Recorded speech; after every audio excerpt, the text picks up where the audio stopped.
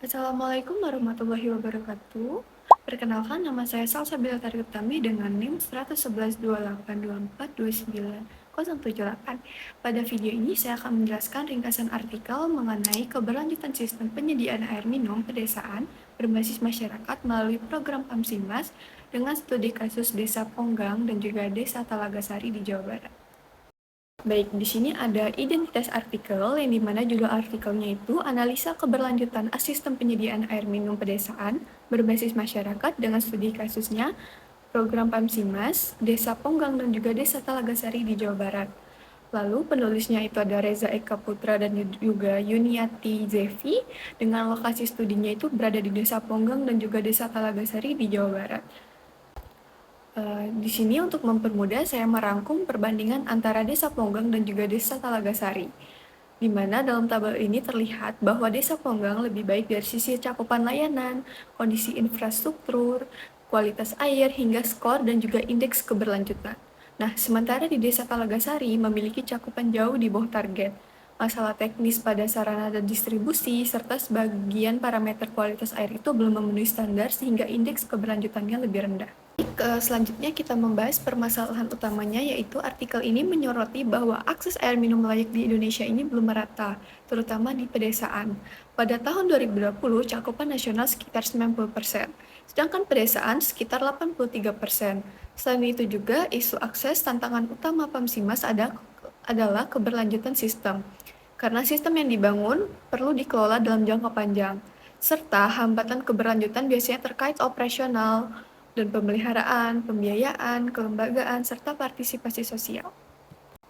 Selanjutnya itu hasil studi kasus. Studi kasus dilakukan pada 2 desa dengan kondisi yang berbeda untuk menunjukkan bagaimana kinerja layanan, kondisi infrastruktur, dan juga kualitas air mempengaruhi keberlanjutan sistem ini, baik dari Desa Ponggang maupun Desa Talagasari. Pada Desa Ponggang, sistem air minum itu dinilai baik dan juga berkelanjutan. Sistem melayani 332 kepala keluarga melebihi target awal, yaitu 223. Infrastruktur seperti jaringan pipa, reservoir, dan meter air terawat serta sesuai standar. Dan juga kualitas air memenuhi semua 8 parameter baku mutu. Sebaliknya di Desa Talagasari, sistem hanya melayani 33 kepala keluarga dari target 250. Yang dimana permasalahan teknis yang ditemukan meliputi intake yang tidak terlindungi, kapasitas reservoir yang rendah, serta distribusi menggunakan selang, serta sambungan rumah tanpa meter air. Dari sisi kualitas air, 3 dari 8 parameter ini tidak memenuhi standar dengan masalah utama pada besi, yaitu Fe dan juga kekeruhan. Dengan besi itu dengan kadar 2,0,9 mg per liter dan juga kekeruhan itu 29,9 NTU.